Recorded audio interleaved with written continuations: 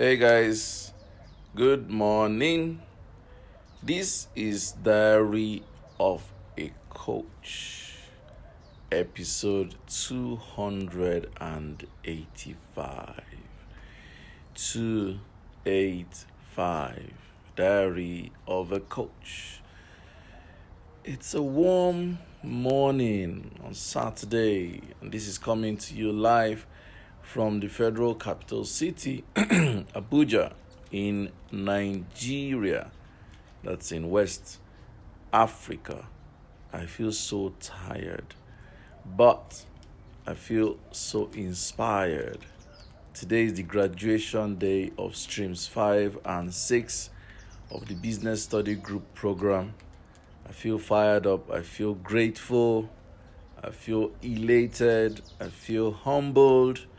We're building a community of business owners where we discuss real business issues. The tribe is growing, and we'll have occasional combustible conversations around economy, people, artificial intelligence, operations, staffing, name it. The tribe is full of quality people who bring their A game. So today we're graduating streams 5 and 6 as we prepare to start stream 7 on the 1st of February. I feel so grateful. I'm tired. I've had a very long week, but it's been a week of fulfillment. This has been the week of expectations. This is the last day of the week of expectations. And I know that they say the expectations of the righteous shall not be cut off. So how have your expectations turned out? Do you want to share? Today's episode is titled Jobs or People, which is more scarce? Jobs or people, which is more scarce? In the course of the week, a friend of mine who was in the UK was telling me about so many professionals everywhere, but seemingly they don't have work to do. They are certified, they are professional, they have a master's degree, some are medical doctors, some are psychologists, some are professional financial experts. So many professionals everywhere, but they are wondering, where are the jobs? So the question is it the jobs that are scarce, or is it the people that are unavailable? So I told her we're going to do this. So this is dedicated to you, Funke Ilesomi. You're the inspiration for this topic. My take is that it's both ways.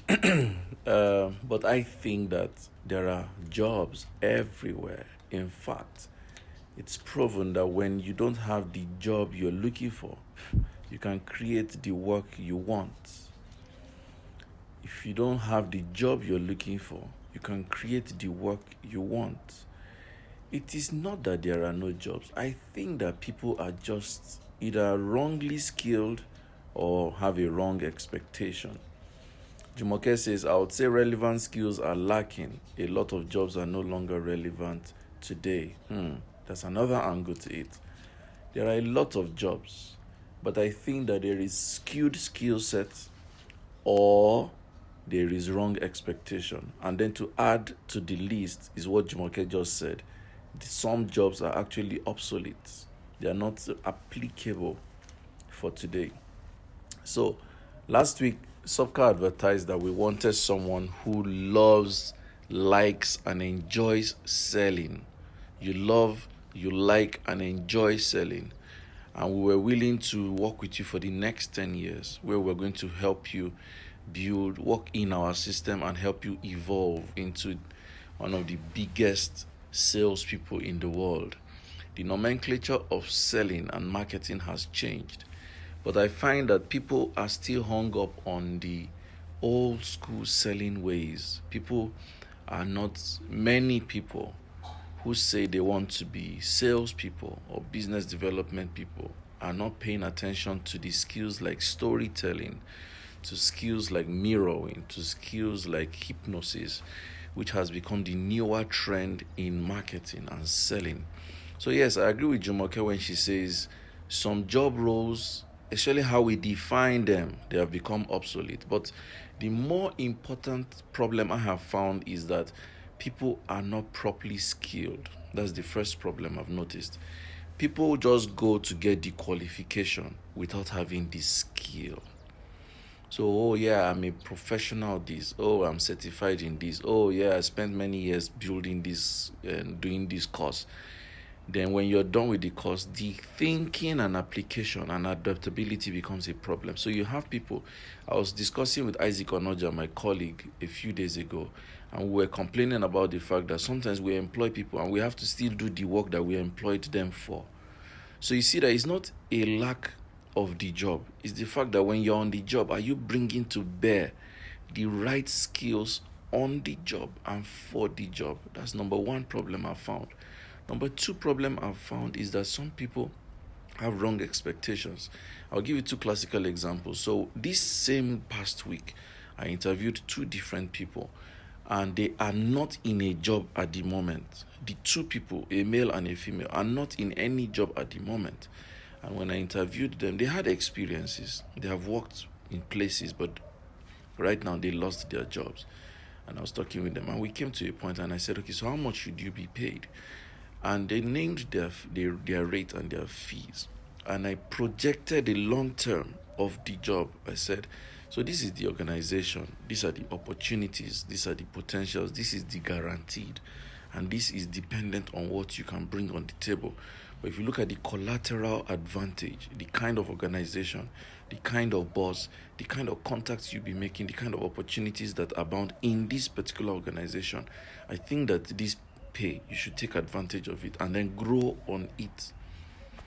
And both of them flatly said, no, I won't take it. So when I was talking with Funke Ileswami, she made a point that just confirms what I experienced this week. Some of us are out of job because somehow our ego is interfering with our opportunity for growth. Your ego may be interfering with your opportunity for growth. Now, this does not say that you don't have the right to negotiate your wage. No. But some of us have conditioned our minds that I cannot work below this level. I cannot work in so place. I cannot do so thing.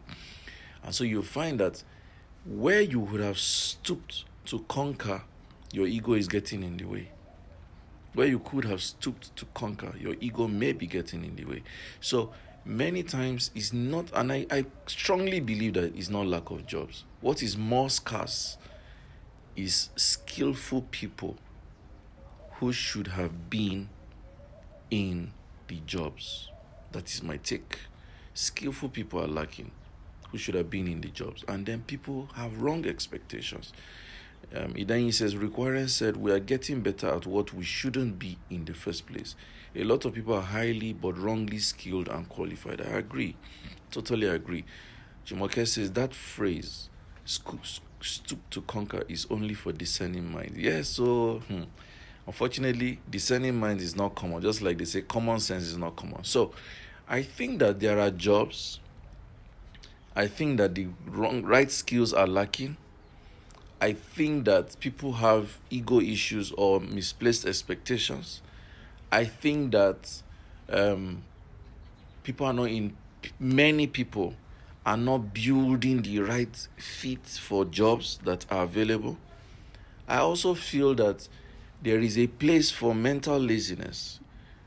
Many people just want a place they can collect salary. The owner of the business should be hustling, looking for money to pay you every month. I know businesses that say, oh, they're looking for money to pay salaries. And if you're in a job or in a business, your primary role is to bring business into the business you're working for. That's your primary role. Whether you're an accountant or you're a manager or you're a writer or you're a cleaner or you're a driver or you're an administrator or whatever it is, if you'll say, I'm not a marketer now. I'm not a business development person. No, it doesn't count. If I am employed by a person, my number one responsibility is to make sure market comes into that place, because that's the only way I can guarantee my income. even if I don't get commission, even if I don't get promotion, even if I don't get motivated, the thing is that at least my pay is guaranteed. Because the more money that comes into the business where I'm working, the higher the chances that I will not be owed my salaries. That is how to think. So most of us need to at least generate your own salary. If you don't even generate money for the business, from your work, generate your own salary. This is very important. Very, very, very important. He then says, very true, Coach Sam. Exactly what happened in 2014 when I stooped lower than my former pay to move to another bank just to build more capacity into what I'm doing today.